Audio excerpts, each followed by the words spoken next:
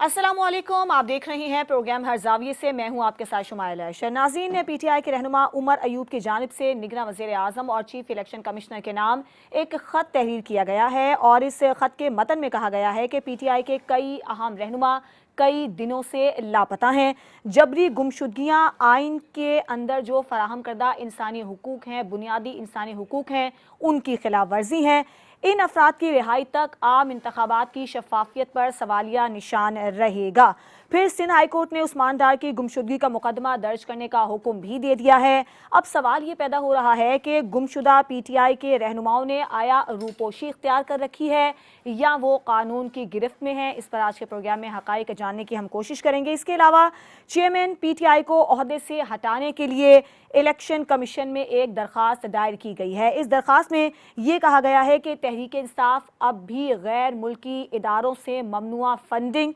हासिल कर रही है, लिहाजा चेयरमैन PTI का नाम ECP के रिकॉर्ड से बतौर सरबराह हटाया जाए। अब आइंदा आने वाले दिनों में इलेक्शन करीब हैं, क्या इलेक्शन से पहले तहरीक इंसाफ को कोई बड़ा सरप्राइज़ इस हवाले से मिल सकता है? इस पर भी आज के प्रोग्राम में बात होगी। इसके अलावा एक और बड़ा अहम मामला है मुल्क में मौजूद अमन अमान की सूरत हाल। इसके अलावा जो दीगर मुल्क में हालात इस वक्त देखने में आ रहे हैं, उनके पेश नज़र ये फैसला किया गया है कि मुल्क में जो भी गैर मुल्की लोग हैं उनको मुल्क बदर किया जाएगा और एक महीने की उनको डेडलाइन दी जाएगी और एक महीने के अंदर अंदर उनको मुल्क छोड़कर जाना होगा। तमाम गैर मुल्कियों के खिलाफ इस हवाले से एक्शन शुरू कर दिया गया है। अब ये फैसला तो हो गया है, ये फैसला हुआ देर से है क्योंकि जो मुल्क में हम हालात देख रहे हैं उसके पेश नज़र अब और बहुत अहम से फैसले होने जा रहे हैं। ये फैसला कैसा है और इससे हमारे मुल्क में क्या असर पड़ेगा, अमन अमान की सूरत हाल कितनी बेहतर होगी, इसके अलावा जो दीगर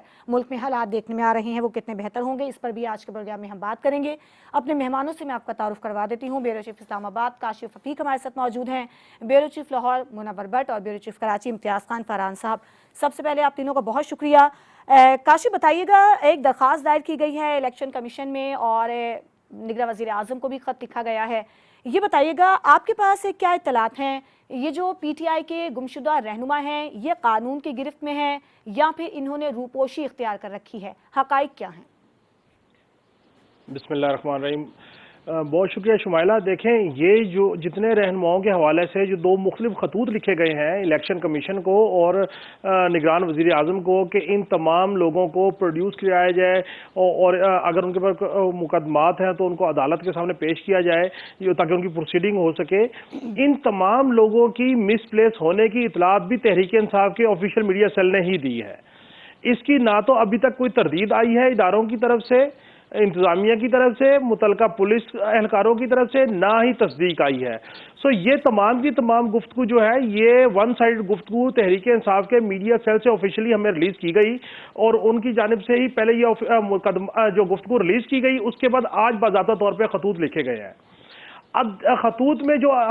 बात की गई है बिल्कुल दुरुस्त बात है कि अगर वो कहीं पे प्रोड्यूस है, कहीं किसी ने उठाए हैं तो उनको सामने लाना चाहिए। लेकिन मसला ये है कि ये जो खतूत आज इलेक्शन कमीशन को लिखे गए, निगरान वज़ीर आज़म को लिखे गए, इससे पहले मुख्तलिफ अदालतों में इनकी पटिशनें भी मौजूद हैं और उन पटिशनों के ऊपर अहकामात अदालतों की तरफ से दिए जा रहे हैं। शेख रशीद के हवाले से भी अहकामात दिए गए कि 10 दिन में उनको प्रोड्यूस किया जाए। बाकी जो रहनुमा है उनके हवाले से भी अदालतों के ये इन्होंने दरवाज़ा खटखटाया हुआ है। तो मुझे समझ नहीं आई तहरीक इंसाफ के इस अमल की कि अगर आप एक ही एक्ट के ऊपर अदालतों में मौजूद हैं तो फिर आप इलेक्शन कमीशन को उस पर क्यों खत लिख रहे हैं और आप निगरान वज़ीर आज़म को क्यों खत लिख रहे हैं? अच्छा, फिर आप अपने सदर को जो तहरीक इंसाफ से जिनका ताल्लुक है उनको क्यों खत नहीं लिख रहे कि भाई आप उनको भी खत लिख दीजिए? फिर अब इलेक्शन कमीशन तो निगरान सेटअप को कह सकता है, जैसे कि मुतअद्दिद बार उसने दीगर अहकामात भी दिए। अब निगरान हुकूमत उसको तस्लीम करके उस पर अमल दरामद करे ना करे, इलेक्शन कमीशन तो क्या उससे ज्यादा क्या कर सकता है? अब मुझे ये लगता है कि इन्होंने सिर्फ पॉइंट स्कोरिंग के लिए या हुज्जत तमाम करने के लिए ये खतूत लिखे हैं ताकि अपना एक केस बिल्ड कर सके कि हमारे जो लोग हैं उनको वो मिसिंग हैं और हमने अदालत का दरवाज़ा खटखटाया, इलेक्शन कमीशन का खटखटाया और हमने दरवाज़ा निगरान वज़ीर आज़म का खटखटाया, लेकिन हमारे लोग बाजियाब नहीं हो सके। जब बाजियाब नहीं हुए तो हम कैसे उनको आगे लेके चलें? तो ये एक पॉलिटिकल टैक्टिक्स हो सकता है, लेकिन इसमें मैं ये समझता हूँ कि जब अदालतें हुक्म दे रही हैं, अदालतें सुन रही हैं, تو پھر ان اشخاص کے اوپر خط لکھنے کا صرف ایک نیوز سینس ویلیو کے علاوہ اس سے زیادہ کچھ نہیں ہے. اور یا یہ ہے کہ صرف یہ واویلا کرنا ہے کہ ہماری پارٹی کے اکابرین جو ہے وہ اٹھائے گئے ہیں, وہ مسنگ ہے, پارٹی کرشنگ پوزیشن پہ ہے, پارٹی تتر بتر ہوئی ہوئی ہے, لہٰذا ہمیں لیول پلینگ فیلڈ نہیں مل رہی. اور ہم نے اس لیول پلینگ فیلڈ کے حوالے سے مختلف ہیلے بانوں سے الیکشن کمیشن کو بھی کہا, نگران حکومت کو بھی کہا اور باقی لوگوں کو بھی کہا. لیکن بہرحال ان لوگوں کی بازیاب ہونا چاہیے, اور ان لوگوں کی بازیابی میں اگر کوئی ادارہ کارگر ثابت ہو سکتا ہے, احکامات دے سکتا ہے, وہ عدلیہ ہے. اور وہ ان تمام معزز عدالتیں ہیں, وہ پنجاب کی ہوں, وہ اس وفاق کی ہوں, وہ دیگر صوبوں کی ہوں, کہ ان عدالتوں کے اوپر امپلیمنٹیشن ہونی چاہیے کہ بھائی کہ بتائیں کہ وہ کون لوگ کہاں پہ ہیں, کہاں نہیں ہے. اینڈ آف دا ڈے یہ ہے کہ اگر وہ کسی نے ان کو گرفتار کیا ہے تو وہ سامنے آ جائیں گے اور پتہ لگ جائے گا. لیکن یہ بات ضرور ہے کہ ان لوگوں کی ابھی تک گرفتاری کی تصدیق کہیں سے نہیں ہو سکی. اب تحریک انصاف کے واویلے کو آپ یک طرفہ طور پہ ڈیبیٹ کا حصہ بنا لیں یا نیوز سینس کا حصہ بنا لیں, اس سے زیادہ میں نہیں سمجھتا کہ آج کے خطوط جو لکھے گئے ہیں اس سے زیادہ اس کی کوئی حیثیت ہے. ٹھیک ہے منور, آپ کیا سمجھتے ہیں اس خط کے مقاصد کیا ہو سکتے ہیں اور زمینی حقائق کیا ہیں؟ دیکھیں, میں یہ سمجھتا ہوں کہ یہ خط آئندہ ہونے والے انتخابات جو ہے ان کو متنازع بنانے کی ایک کوشش ہے, اور یہ بالکل پوری پلاننگ کے ساتھ یہ خط لکھیں گے ایسا نہیں ہے. اور اگر وہ جو مسنگ پرسن ہے ان کے حوالے سے سب سے پہلے تو عزیز و اقارب جو ہے ان کو فکر لاحق ہونی چاہیے. وہ اپنے اپنے جو ریلیٹیوز ہیں, دوسرے شہروں میں جاننے والے لوگ ہیں, دوست احباب ہیں, ان کے ساتھ رابطے کریں اور پھر اس کے بعد کسی نتیجے پہ پہنچ سکتے ہیں. اور اس سے پہلے بھی چند ایک لیڈرز کے حوالے سے یہ بات ہوئی تھی کہ وہ مسنگ پرسن ہیں, لیکن وہ بعد میں پتہ چلا جی کہ انہوں نے گلگت بلتستان میں وہ اور اس کے جو سرکاری رہائش گاہ ہے گلگت بلتستان کی اسلام آباد میں, وہاں پہ وہ پناہ گزین تھے. اور یہ پناہ گزین کا لفظ بھی متنازع, میرا خیال ہے چھپے ہوئے لفظ وہ زیادہ مناسب رہے گا اس کام کے لیے. تو وہ چھپے ہوئے تھے وہاں پہ, تو وہ قانون کو فیس کرنے میں اگر ان کو کوئی قباحت کی ہے تو پھر اس کا کوئی علاج نہیں ہے. کہ اس سے پہلے بھی ملک میں اس طرح کی چیزیں ہوتی رہی ہیں, لیکن دوسری سیاسی جماعت کے جو اکابرین تھے انہوں نے اس طرح یہ بھاگنے والی پالیسی کبھی بھی نہیں اپنائی, اور لوگ اپنے خلاف درج ہونے والے مقدمات کو فیس کرتے رہے, کھلے دل کے ساتھ فیس کیے, گرفتاریاں دی ہیں, عدالتوں میں پیش ہوئے ہیں, چلان سبمٹ ہوئے. اور ابھی تک جو پچھلی رجیم میں جو ایف آئی آرز ہوئی تھی, پیپلز پارٹی کے قائدین ہوں, مسلم لیگ نواز کے قائدین ہوں یا دوسری جو جماعتوں کے قائدین ہیں, انہوں نے اس معاملے کو فیس کیا ہے اور آج تک فیس کر رہے ہیں. تو یہ پی ٹی آئی کو بھی چاہیے تھا وہ تھوڑی سی جرت کا مظاہرہ کرتے, جس طریقے سے انہوں نے بلوا کیا تھا, تو اس کے بعد پھر رد عمل میں بھی تھوڑا سی جرت دکھاتے اور کہتے کہ ہم نے یہ کام کیا ہے, ہم نے اداروں کی جو امارات ہیں ان کو نقصان پہنچایا, ہم نے جو دفاعی تنصیبات ہیں اس میں توڑ پھوڑ کی ہے, جا کے ہم نے ہنگامہ آرائی کی تھی, تو اب ہم قانون کا سامنا کرنے کے لیے بھی تیار ہیں. اور جتنی دلیری کے ساتھ وہ کام کیا تھا اتنی ہی دلیری کے ساتھ قانون کا بھی سامنا کرتے تو یہ زیادہ بہتر چیز تھی. لیکن ابھی یہ فی الحال اس والے سے بالکل یہ قبل از وقت بات ہوگی کہنا کہ بھی وہ مسنگ پرسن ہے یا وہ خود سے چھپے ہوئے ہیں, انٹل کے بھی کوئی چیز کنکریٹ چیز سامنے نہیں آ جائے. ابھی عدالتوں نے جو احکامات دیے ہوئے ہیں اس کے بعد بھی کوئی چیز رہ نہیں جاتی تھی سوائے اس کے کہ بھی اس سارے پروسیس کو جو پراگندہ کیا جائے. ابھی دیکھیں وہ فرزند راول پنڈی کے حوالے سے بڑا مشہور تھا کہ وہ مسنگ پرسن میں چلے گئے, تو 1.5-2 ماہ بعد وہ اچانک ہی سامنے میڈیا کے سامنے وارد ہوئے اور بتایا جی کہ وہ تو اپنے ایک عزیز کے پاس وہ پناہ گزین تھے, وہاں پہ ان کے پاس چھپے ہوئے تھے, رہ رہے تھے. تو اس طرح کے معاملات ہیں, جب تک کوئی چیز کنکریٹ نہ ہو تو کسی بھی اس طرح کی جو باتیں کرنی یا الزام تراشی کرنی یہ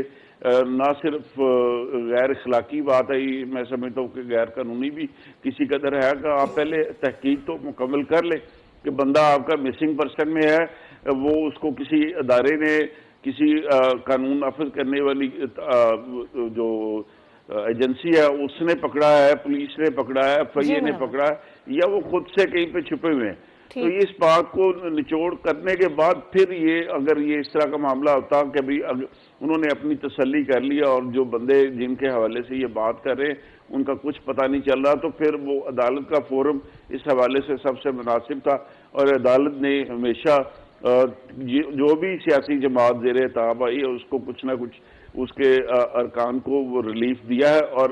قانون کی بالادستی ہوئی ہے۔ اور یہاں پہ بھی میں سمجھتا ہوں کہ انہوں نے یہ پروپیگنڈا کی وار کرنے کی بجائے عدالت میں اپنا کیس فائٹ کرے، انشاءاللہ قانون جو ہے وہ اس کی عملداری ہوگی اور انصاف پریویل کرے گا۔ ٹھیک ہے، امتیاز صاحب آپ کو اس کے مقاصد کیا نظر آ رہے ہیں؟ بسم اللہ الرحمن الرحیم۔ دیکھیں کاشف نے اور بٹ صاحب نے بالکل ایک وضاحت بھی کی ہے اس کی، یہ ایک فرسٹ یا ہم سیکنڈ فیز کہہ سکتے ہیں، کیونکہ اس کے بعد کا جو فیز ہے وہ یورپی پارلیمنٹیرین ہیں اور انٹرنیشنل جو تنظیمیں آرگنائزیشنز ہیں ان کو ان ریفرنس کے ساتھ انہوں نے خط لکھنا ہے اور بتانا ہے۔ اور میری اطلاعات کے مطابق یہ سارے جب یہ عثمان ڈار کا یہاں سے کراچی سے معاملہ آیا تھا، اور وہ بھی دیکھیں بڑا یہ ایک جو کاشف ایک بات کہہ رہے تھے بالکل بڑی آپس میں ریلیونسی ہے اس کے اندر کے، اس کا ہمیں یہ بتایا گیا کہ ملیر کینٹ کے اندر وہ قیام پذیر تھے اور وہاں سے نامعلوم افراد لے کے گئے اور پتہ نہیں کیا ملیر کینٹ، یعنی ہر کوئی جانتا ہے کہ وہاں پر ایکسس پاسبل ہی نہیں ہے، یعنی کہ اگر وہاں پر کوئی پولیس بھی جانا چاہے گی تو وہ ایک طریقہ کار سے ہی گزر کر جائے گی اور ہر چیز آن ریکارڈ ہوگی، وہ ساری بتائی گئی تھی۔ اور اس سے پہلے ایک عثمان ڈار کی ایک ویڈیو میسیج آیا تھا، اس میں ایک آ گیا کہ وہ بس اس وقت ہیں اور کسی وقت بھی شاید گرفتار ہونے والے ہیں، اور کچھ لوگ آ گئے ہیں، نامعلوم لوگ آ گئے ہیں۔ اچھا پہلے سے طے کر لینا کہ نامعلوم لوگ آ گئے۔ دیکھیں یہ باتیں کرتے ہوئے شمالہ تکلیف بھی ہوتی ہے کسی پولیٹیکل ورکر کے لیے یا کسی حوالے سے کہ بھئی اللہ نہ کرے، یہ سارے بڑے باتوں کے دعوے کے یہ ایک وہ ہے اللہ کی طرف سے ایک رد عمل یا کیا جو بھی کہیں، تو افسوس ہوتا ہے اس قسم کی گفتگو۔ لیکن یہ سیکنڈ فیز میری اطلاع کے مطابق کئی ایک جو اس وقت جنہیں ہم یہ کہیں کہ وہ منظر عام پر نہیں ہیں یا جن کے بارے میں یہ کہا جا رہا ہے کہ ان کو نامعلوم افراد لے کر چلے گئے ہیں، ان کی فیملی سے بھی ویڈیوز حاصل کرنے کی کوشش کی جا رہی ہے۔ اس میں سے 2-3 نے تو شاید منع کر دیا ہے کہ ہم اس طرح کی کوئی نہیں۔ یہ جو بٹ صاحب ایک بات کر رہے تھے بالکل صحیح ہے۔ دیکھیں عزیز و اقارب کو پتہ ہوتا ہے، اور یہ شیخ رشید صاحب کی جو گرفتاری تھی ان کی فیملی ممبر نے بتایا تھا، اور اس نے ہی بتایا کہ بحریہ میں فلاں جگہ پر اپنے ایک دوست سے اپارٹمنٹ لیا ہوا تھا تو وہاں رہتے تھے، اور جیسے ہی کورٹ کا ایک آرڈر آیا ہے گزشتہ روز کہ انہیں 1 ہفتے میں پروڈیوس کیا جائے، نہیں تو وہ افسران کے خلاف FIR درج ہوگی، تو اسی کے تھوڑی دیر بعد یا اسی سملری ٹائم کے اوپر پتہ لگا کہ ان کے بھتیجے اور ان کا جو خاص ملازم تھا وہ گھر پہنچ گئے ہیں شام کو اس میں آ کے۔ یہ ساری چیزیں پھر دیکھیں مراد سعید، علی گنڈا پور، فاروق حبیب کے لیے بھی کہا جا رہا ہے کہ نہ وہ کسٹڈی میں آ گئے، ان کو گوادر سے یا کسی اور جگہ مقام کہتے ہیں کہ یا نادن ایریا سے کہیں سے گرفتار کیا گیا۔ علی امین گنڈا پور، میاں اسلام، یہ بہت سارے لوگ غائب ہیں۔ بالکل دیکھیں اس پہ ایک جو بھی سیاسی جماعت زیر عتاب ہوتی ہے یہ اس کا رائٹ ہوتا ہے وہ کسی بھی قسم کی اسٹریٹجی بنائے، ان کا بھی رائٹ ہے، PTI کا رائٹ ہے کہ وہ اپنی کسی بھی قسم کی اسٹریٹجی بنائے آگے کے لیے، فیوچر کے لیے۔ لیکن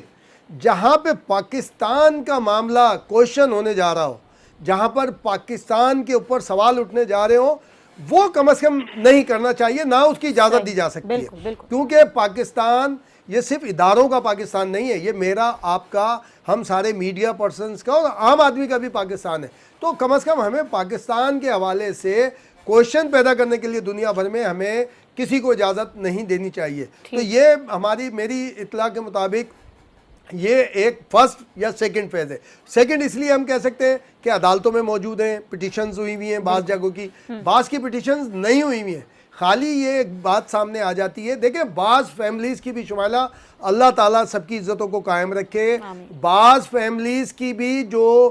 PTI سے متعلق تھے ان کی والدہ سے منسوب کر کے، ان کی family member, female family member سے منسوب کر کے بعض ویڈیوز بھی ایسی وائرل کی گئی تھی کہ جو اچھی بات نہیں تھی، کہ جو اور اس میں 80% ریالٹیز نہیں تھی، یعنی بہت ساری تو ان کے ریلیٹیو تھے ہی نہیں، ساری چیزیں نہیں تھی، اور دوسرے پھر یہ ہے کہ آپ کو یاد ہوگا یہ صحیح۔ بٹ صاحب سے ہم اس میں بعد میں بھی وہ بات ہو سکتی ہے، وہ جو ایک شاہ بچہ تھا جو یعنی ایک تھوڑا سا اسپیشل جس کی ایکسیڈنٹ میں ہوا معاملہ ہوا، اس کا مسئلہ بھی اپنی جگہ کے اوپر دیکھیں موجود ہے۔ ذل شاہ دیکھیں، ذل شاہ کا بھی موجود ہے، ایک وہ تو معصوم وہ تھا جو بھی اس کے ہوتے، لیکن وہ بھی منظر عام پائے گا کیونکہ ان کی والدہ اس بارے میں کر چکی ہے اپنے، یعنی ذل شاہ کے والد سے بھی انہوں نے بات کی ہے اس سلسلے میں۔ تو ہمیں پاکستان کو سامنے رکھنا چاہیے، پالیٹکس کا رائٹ ہے، آپ جو اسٹریٹجی بنا سکتے ہیں بالکل بنائیں، مگر ایسا نہیں ہو کہ پاکستان کے اوپر کوئی کوشچن ہو۔ ٹھیک ہے، ایک بریک کا وقت ہوا ہے، بریک کے بعد جب ہم واپس آئیں گے تو چیئرمین پی ٹی آئی کو عہدے سے ہٹانے کے لیے الیکشن کمیشن میں ایک درخواست دائر کی گئی ہے، تو کیا الیکشن سے پہلے تحریک انصاف کو کوئی بڑا سرپرائز مل سکتا ہے؟ اس پر بات ہوگی ایک بریک کے بعد۔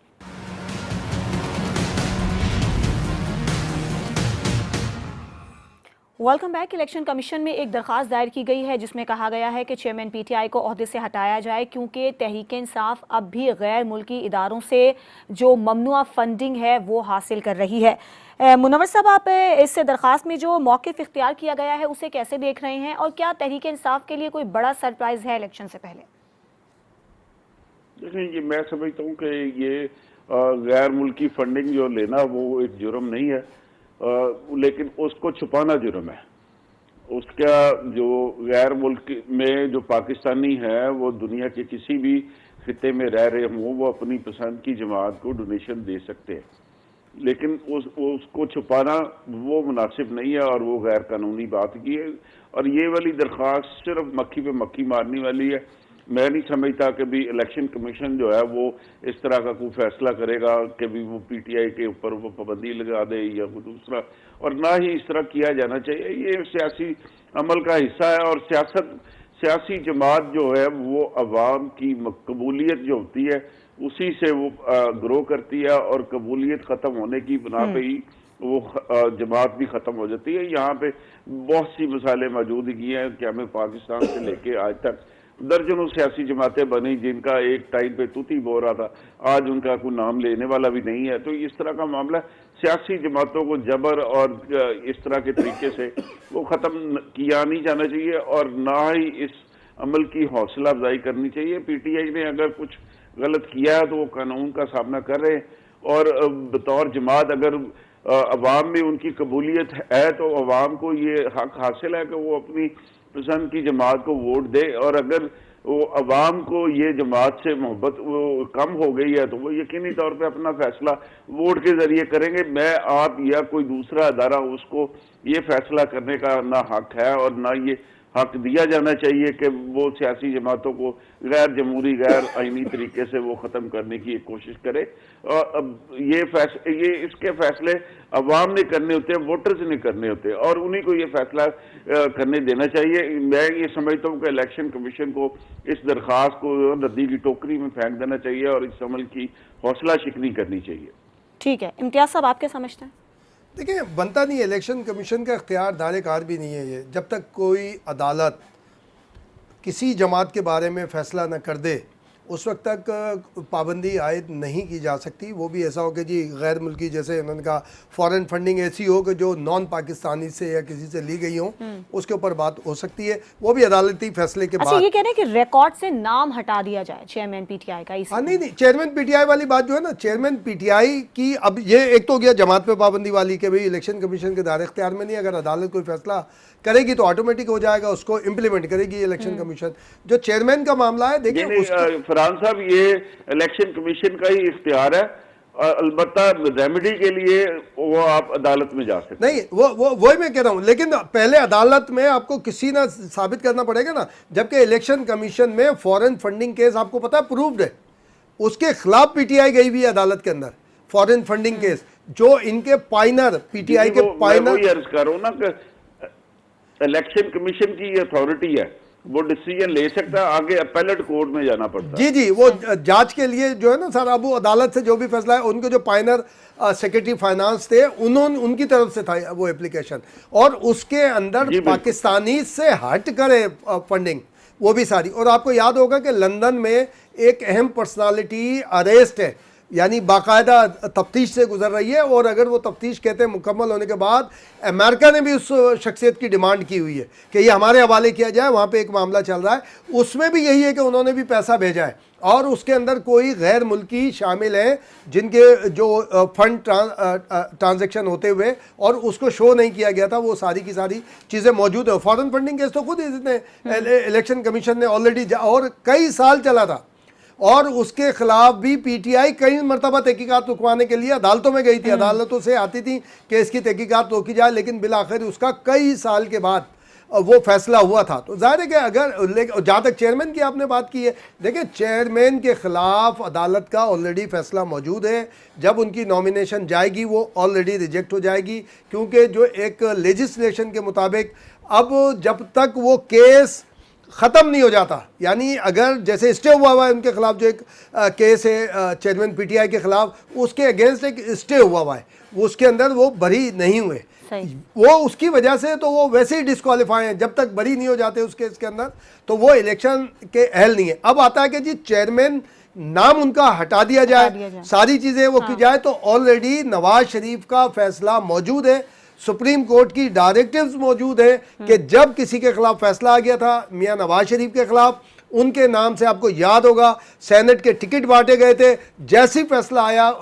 कोर्ट का कि जनाब जो कन्वेक्टेड है वो चेयरमैन नहीं रह सकता या वो सरबराह पार्टी का नहीं रह सकता, तो फिर उन्होंने आज़ाद हैसियत से लड़ा था और शहबाज शरीफ को उसके बाद सदर बनाया गया था। तो ये जो मुनव्वर भट्ट साहब एक बात कर रहे थे बिल्कुल सही है, इसको एंटरटेन ही नहीं करना चाहिए इलेक्शन कमीशन को, और उसको रिजेक्ट वैसे ही कर देना चाहिए। और ये भी एक देखिए कैंपेन का हिस्सा होता है कि भाई इस तरह सामने लाना। काशिफ, इस पर आपका क्या ख्याल है?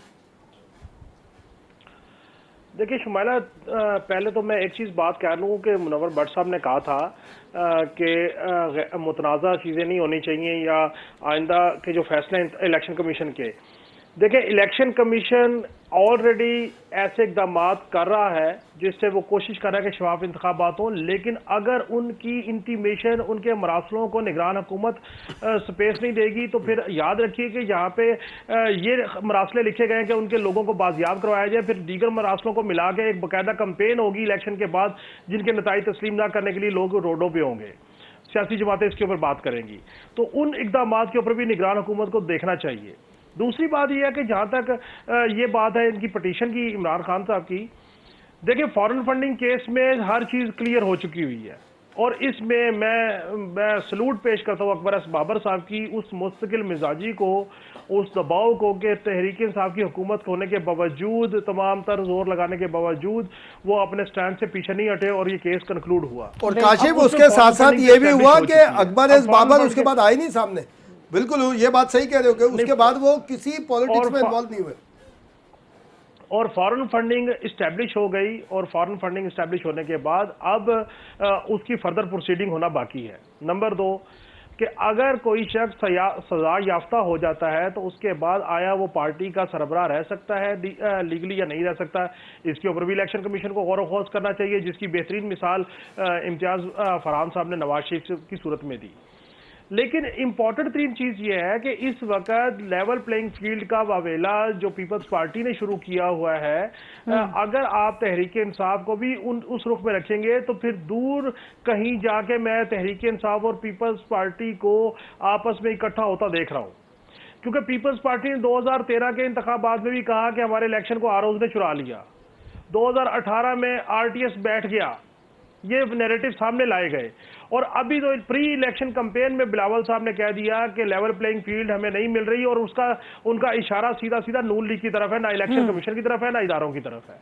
और नून लीग की तरफ क्यों है कि उन्होंने नून लीग के अंदर बैठी हुई ऐसी शख्सियात को हाईलाइट किया जो आज भी निगरान हुकूमत का हिस्सा है और जो ब्यूरोक्रेसी को इंस्टॉल कर रही हैं, ब्यूरोक्रेसी को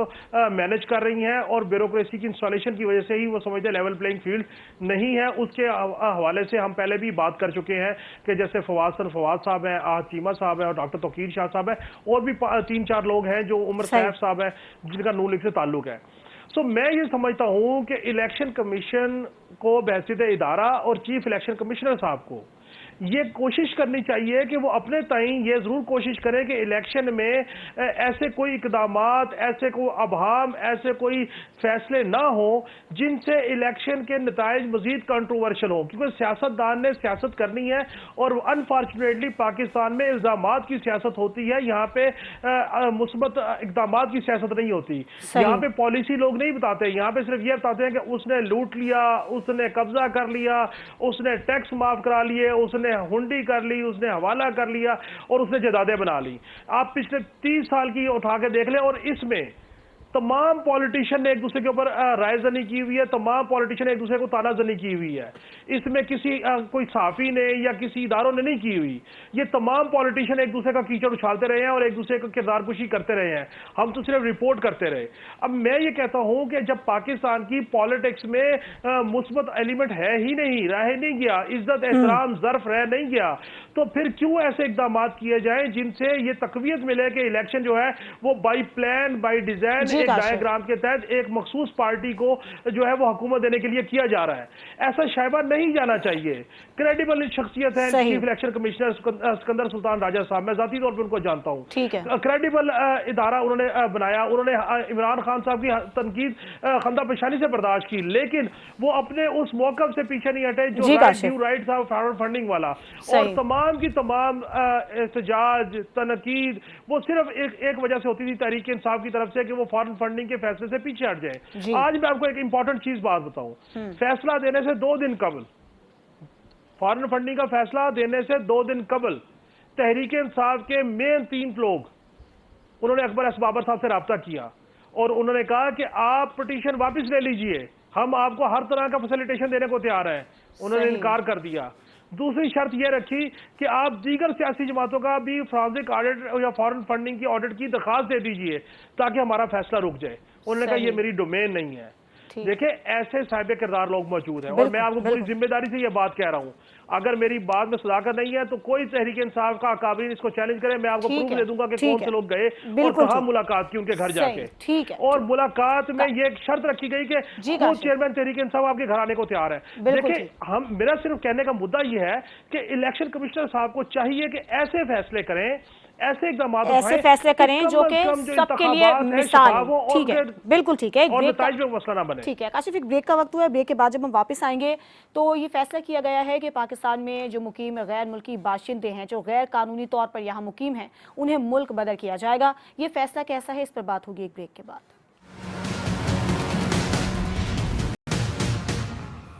वेलकम बैक। अब हम बात करेंगे, एपेक्स कमेटी का इजलास हुआ और इसमें बड़े अहम तरीन फैसले किए गए हैं। इसमें से एक अहम और बड़ा फैसला ये किया गया है कि मुल्क में जो गैर कानूनी तौर पर मुकीम बाशिंदे हैं, गैर मुल्की, उन्हें मुल्क बदल किया जाएगा। क्योंकि मुल्क में जो हम सूरत हाल देख रहे हैं उस तनाजुर में ये फैसला कैसा है। इम्तियाज साहब, आपको इसके क्या असरात नजर आ रहे हैं और एपेक्स कमेटी का जो इजलास हुआ है उनके दीगर फैसलों पर आप क्या कहेंगे? देखिए शुमाइला, हम लोग वेरी फर्स्ट डे से अगर देखें तो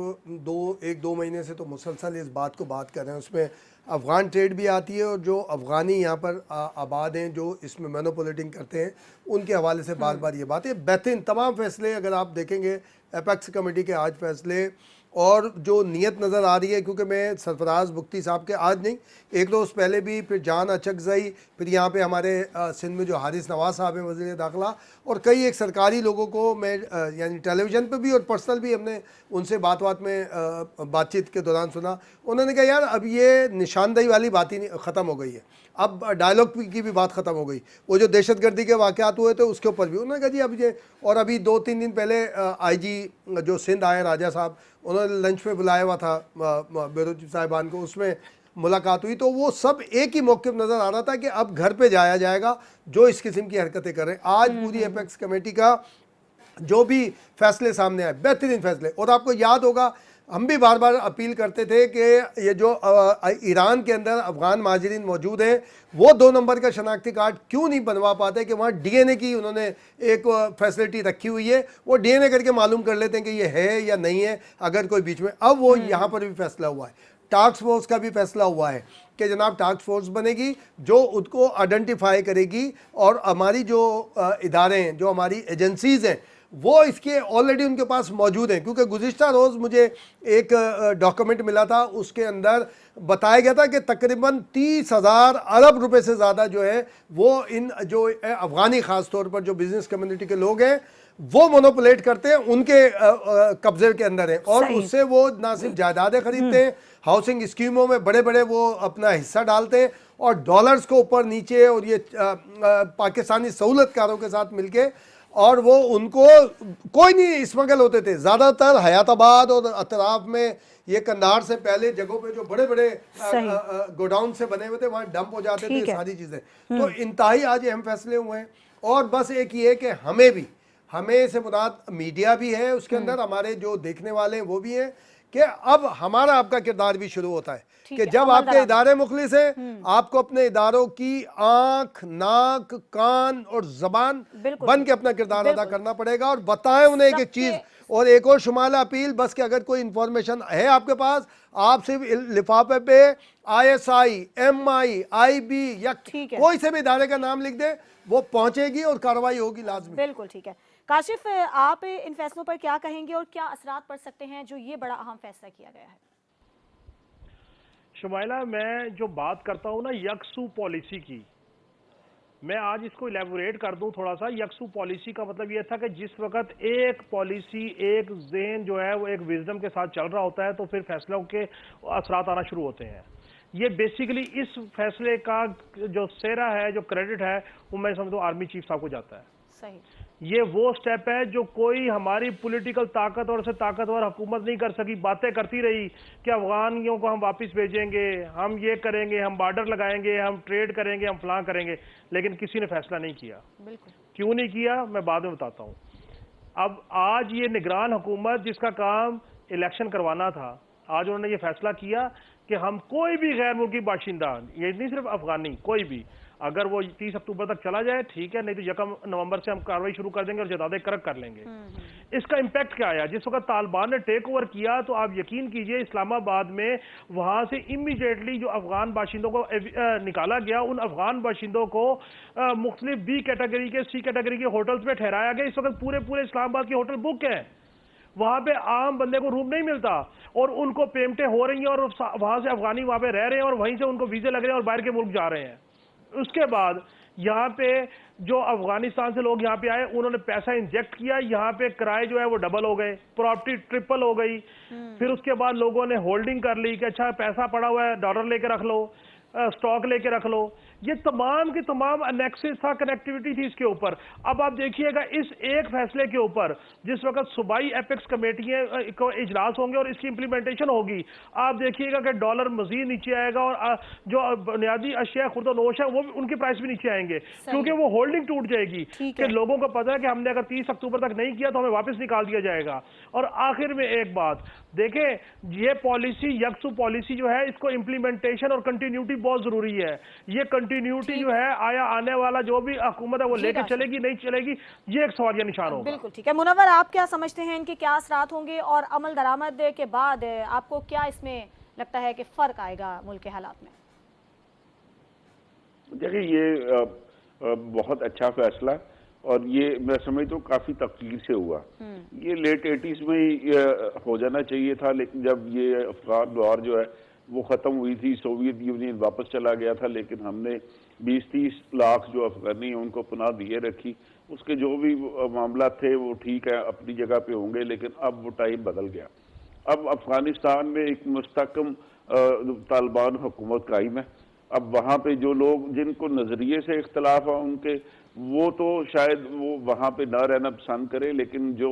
लोग बतौर आम शहरी के वहाँ पे रहना चाहते हैं, तो अफगानिस्तान में सूरत हाल अब उनके लिए काफ़ी बेहतर रही है। तो इसलिए जो अफगानिस्तान में के जो शहरी हैं यहाँ पे रह रहे, या तो वो अपने मुल्क में वापस जाए, या फिर जहाँ पे उनका दिल करता है वहाँ पे चले जाए। ये वाला मामला ना करे कि यहाँ से डॉलर लें, यहाँ से सोना लें, और यहाँ से चीज़ें जो है वो स्मगल करे, होर्डिंग करे, और उसके बाद उसको जो है वो महंगे दामों जो है ना बेचना शुरू कर दे। तो और यहाँ पे एक प्राइस हाइक की एक वॉर शुरू कर दे। जैसे अपना पेशावर की जो अफगान मार्केट है, वहाँ पे एक ऑपरेशन हुआ تو آپ نے دیکھا کہ ڈالر جو ہے 340 سے 300 روپے کی رینج میں آ گیا تھا. تو اس کا مطلب یہ کہ یہ افغان مارکیٹ میں اگر ایک شہر کی مارکیٹ میں ان کا اتنا اثر و رسوخ تھا تو پھر باقی شہروں میں کیا حالات ہوں گے. یہاں پہ لاہور میں پوری افغان بستیاں بھی قائم ہیں, افغان مارکیٹیں بھی قائم ہیں. اب یہ افغانی جو ہے وہ کسی ایک جگہ پہ اکیلے نہیں رہتے, یہ جس ایریے کو چنتے ہیں وہاں پہ وہ پھر اپنے پورے ٹرائب کو ہی وہاں پہ سیٹل کر دیتے ہیں. ان کے خاندان کے جتنے بھی لوگ ہوتے ہیں تو وہ کہتے ہیں کہ آپ نے یہیں پہ آ کے رہنا ہے, تو اور وہ مارکیٹ پرائس سے بہت زیادہ وہ پے کر رہے ہوتے ہیں ان گھروں کی اس زمین کی قیمت. اسی طرح جو مارکیٹیں جہاں پہ انہوں نے مارکیٹیں کیپچر کی ہوئی وہاں پہ بھی یہی صورتحال ہے. وہاں پہ اب جو مقامی بندہ ہے وہ وہاں پہ بزنس نہیں کر سکتا. وہ ان کے پاس جو سمگل کی آئٹم ہی اور اس کی پرائس کا جو فرق ہے وہ ٹیکس فری چیز لے کے یا سمگلنگ کے ذریعے وہ یہاں پہ پہنچا رہے ہیں, اور وہ دوسری طرف جو لوکل ٹریڈر ہے اس کے پاس وہ ٹیکس پیڈ والی آئٹم ہی, تو دونوں کا کمپیریزن ہی کوئی نہیں ہوتا. اور پتہ چلتا ہے جی چند مہینے کے بعد جو لوکل ٹریڈر ہے وہ مارکیٹ چھوڑنے پہ مجبور ہو گیا, جبکہ اسی کی دکان جو وہ افغانی جو دوسرا بزنس مین ہے اس نے لے لیا. یہاں پہ اس طرح کا کلچر ڈیولپ ہوا ہے. پولیس کے پاس یقینی طور پہ ان چیزوں کی فہرست موجود ہوگی, اور وہ ٹائم یہاں پہ آپریشن بھی ہوتے رہے, لیکن یہ اس یکسوئی کے ساتھ نہیں تھا. یہاں سے اٹھے دوسری جگہ پہ چلے گئے, دوسری جگہ سے تیسری جگہ پہ چلے گئے. اب چونکہ یہ کنٹری وائڈ آپریشن ہونے جا رہا ہے تو یقینی طور پہ یہ نہ صرف پاکستان کی معیشت کو بھی اس سے سہارا ملے گا, بلکہ جو لوگ آ رہے ہیں وہ باقاعدہ ویزا لے کے آئیں گے, یہاں پہ آ کے انویسٹ کریں گے, اپنی وہ اماؤنٹ اپنی جو پیسہ اس کو ظاہر کریں گے, ٹیکس پے کریں گے. پروگرام کا وقت ختم ہو گیا ہے. میں آپ تینوں کا شکریہ ادا کرنا چاہوں گی, اور جو اپیکس کمیٹی کے اجلاس میں آج اہم فیصلے ہوئے ہیں یقیناً ملک میں یہ ایک بڑی تبدیلی لے کر آئیں گے. آج کے پروگرام سے اجازت دیجیے, اللہ حافظ.